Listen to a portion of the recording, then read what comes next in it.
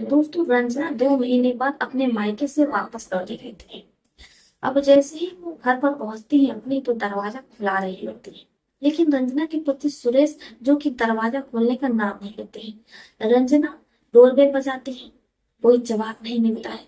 रंजना अपने पति सुरेश को कई बार फोन लगाती है, लेकिन नंबर स्विच ऑफ बता रहा होता है, नंबर नॉट रीचेबल होता है। रंजना को कुछ समझ में नहीं आता कि आखिर माजरा क्या है। वो 2 महीने बाद अपने पति के घर वापस लौट गए, क्योंकि गर्मी की छुट्टियां मनाने के लिए वो अपने 3 बेटे और 2 बेटियों को लेकर के मायके गए थे। अब जैसे ही बेटे और बेटियों का स्कूल खुलता है, वो ससुराल आ जाते हैं, क्योंकि बेटे और बेटियों की पढ़ाई चालू हो गई थी। रंजना, जो कि स्कूल में प्रिंसिपल रहती है, आधे घंटे से ज्यादा हो जाता है।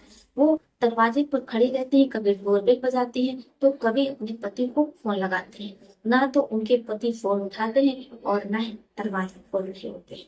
अब रंजना को कुछ समझ में नहीं आता है, क्योंकि गर्मी का समय रहता है, 2 से 2:30 बज रहा होता है। अब ऐसे में वो काफी ज्यादा थक जाती है। तभी पड़ोसी की नजर रंजना पर पड़ती है। जैसे ही पड़ोसी रंजना को देखते हैं, तो वो रंजना को अपने घर बुला लेते हैं। रंजना पसीने में भीग जाती है। पड़ोसी रंजना से कहते हैं, आप आराम से बैठ जाइए। इसके बाद वो रंजना के लिए पानी लेकर के आते हैं।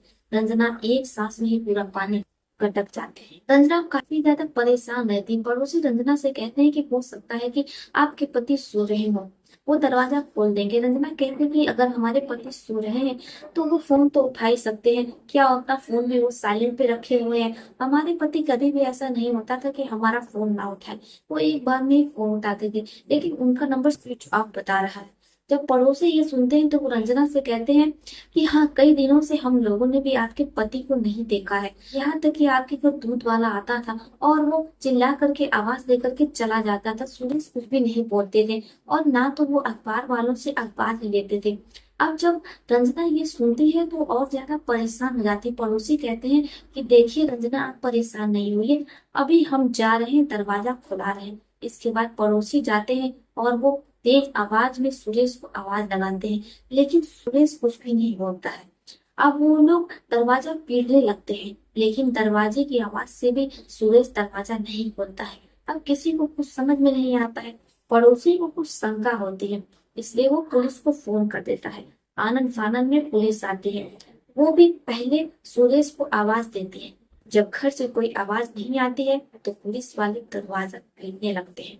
इसके बाद भी घर में ना तो कोई हलचल होती है और ना ही सुरेश दरवाजा खोलता है। पुलिस वाले दरवाजा खोलने की कोशिश करते हैं, लेकिन जो गेट रहता है वो लोहे का रहता है। ऐसे में गेट खुलता ही नहीं और गेट अंदर से बंद रहता है। तरीके से घर के अंदर घुसते हैं। जब वो घर के अंदर घुसते हैं, तो उनके होश हो जाते हैं। पूरे घर में रक्त ही रक्त रहता है। खून इतना ज्यादा रहता है कि पुलिस वालों के जूते भी लस आ जाते हैं। अब पुलिस वाले किसी तरीके से सुरेश के कमरे तक पहुंचते हैं। घुसने की हिम्मत उनकी नहीं होती है।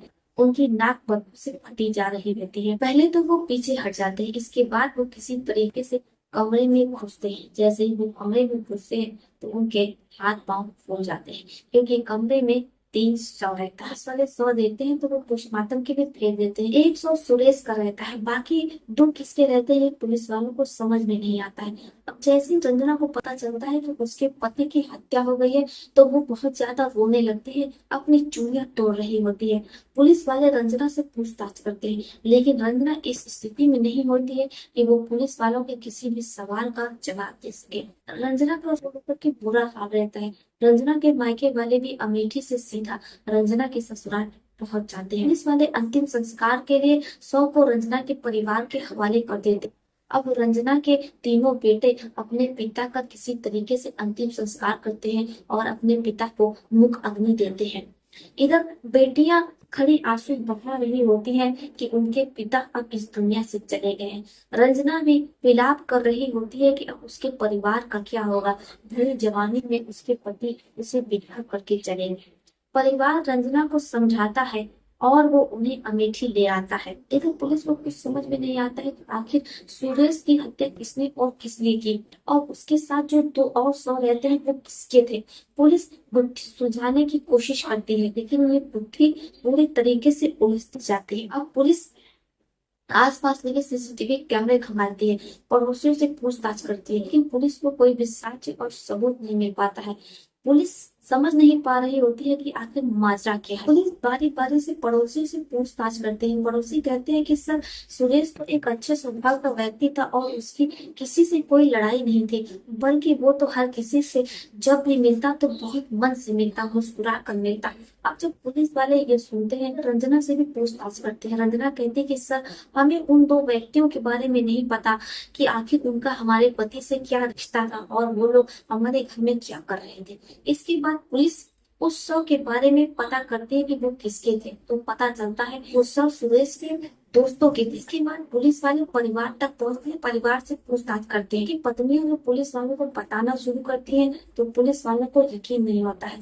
पत्नियां कहती है कि सर, हमारे पति घर में कभी आया करते थे और अक्सर वो सुरेश के घर पर ही रहा करते। हमें तो पति सुख भी नहीं मिलता था, क्योंकि अक्सर हमारे पति सुरेश के घर पर ही रहते थे। जैसे ही पुलिस वाले पत्नियों की बात सुनते हैं, उन्हें एक ऐसी कड़ी मिल जाती है। अब पुलिस वाले उसी कड़ी को आधार बना करके पूरे केस की जांच पड़ताल कर रहे होते हैं। पुलिस वालों को इस केस में कामयाबी भी मिलती है। पुलिस वाले दोबारा रंजना के घर जाते हैं और रंजना से पूछताछ करते हैं। रंजना पुलिस वालों से कहती है कि सर, हमारे पति के उन दोनों दोस्तों के बारे में हमें कुछ भी नहीं पता है। हो सकता है जब हम अपने मायके आ जाते रहे तो वो लोग हमारे पति के घर पर आते रहे हों, क्योंकि घर में कोई भी नहीं रहता था। ऐसे में हमें ज्यादा जानकारी नहीं।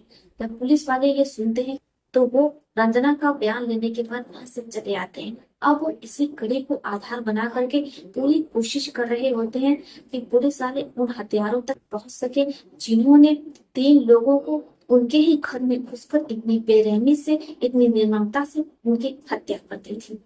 अब इधर पुलिस वाले आसपास लगे सीसीटीवी कैमरे खंगालते हैं, लेकिन ना तो घर के अंदर कोई आता दिखता है और ना ही जाता दिखता है। जब कहीं से पुलिस वालों को कोई सुराग नहीं मिलता है तो पुलिस वाले दोबारा उस घर में पहुंचते हैं और अच्छे से छानबीन कर रहे होते हैं। तभी उस कमरे से पुलिस वालों को एक ऐसा सुराग हाथ लगता है कि पुलिस वालों के चेहरे पर हल्की सी मुस्कान आ जाती है। गुलदस्ते के पीछे छुपा करके एक कैमरा लगा रहता है। पुलिस वाले उस कैमरे को अपने साथ लेकर के आते हैं। जैसे ही वो लोग लैपटॉप में देखना शुरू करते हैं तो उनकी आंखें चौंधिया जाती हैं। वो देखते हैं कि सुरेश जो कि सोफे पर बैठा है और वो पी रहा है। लगातार वो कई बोतल पी जाता है। तभी उसके दोस्त वहां पर आते हैं। पुलिस वालों को यहाँ तक तो सब कुछ बिल्कुल सामान्य लगता है, लेकिन जैसे ही दोस्त आते हैं वो लोग अपने कपड़े निकाल देते हैं। इसके बाद सुरेश भी वैसे ही करता है। फिर तीनों एक दूसरे के साथ मिलन करने लगते हैं, स्वर्ग की सैर कर रहे होते हैं। अब जब 3 पुरुष को एक साथ इस अवस्था में पुलिस वाले देखते हैं तो उनकी आंखें चर्म से छूट जाती है। उन्हें यकीन नहीं हो रहा होता है कि एक पुरुष दूसरे पुरुषों में इतनी रुचि रखता है, क्योंकि तीनों ऐसा मिलन कर रहे थे जैसे कि वो बरसों से प्यासे हों। पुलिस वाले हैरत में पड़ जाते हैं। इसके बाद रंजना को थाने में बुलाते हैं, वीडियो दिखाते हैं। रंजना आनाकानी करते हैं। पुलिस वाले कहते हैं, अगर तुम्हारा पति ये सब कुछ कर रहा था तो तुम्हें कैसे नहीं पता? रंजना कहती कि सर, हमें इस बारे में और इस वीडियो के बारे में हमें कुछ भी नहीं पता। अब पुलिस वाले रंजना से कहते हैं कि देखो, अगर तुम हमें सब कुछ सच सच बता दोगी तो फिर तुम्हारे लिए अच्छा हो। रंजना बहुत डर जाती है। वो पुलिस वालों से कहते कि सर, हमारी शादी को हुए 4 साल हो रहा है, लेकिन हमारे पति हमें कोई इंटरेस्ट नहीं लेते थे और ना तो वो हमारे साथ मिलन करते थे, ना ही हम हमारे पति के साथ कभी स्वर्ग की सैर पर जाते थे, क्योंकि हमारे पति अक्सर अपने दोस्तों के साथ स्वर्ग की सैर कर रहे होते हैं, वो भी हमारी आंखों के साथ। हम दरवाजे के पीछे छुप करके सब कुछ देखा करते थे। एक दिन हमने अपने पति से पूछा तो हमारे पति ने कहा कि तुम्हारी भलाई इसी में है कि तुम चुप हो जाओ, खामोश हो जाओ। अगर तुमने किसी को भी इस बारे में बताने की कोशिश की तो फिर हम तुम्हें तलाक दे देंगे। सर, तलाक की वजह से हम खामोश हुए, लेकिन कहीं ना कहीं हमें अब पति सुन नहीं ले रहा था। अब बहुत परेशान हो गए थे और अक्सर हमारे और हमारे पति के बीच लड़ाई झगड़ा हो रही थी। हमने तंग आकर के अपने पति से कहा कि आप हमें तलाक ही दे दीजिए।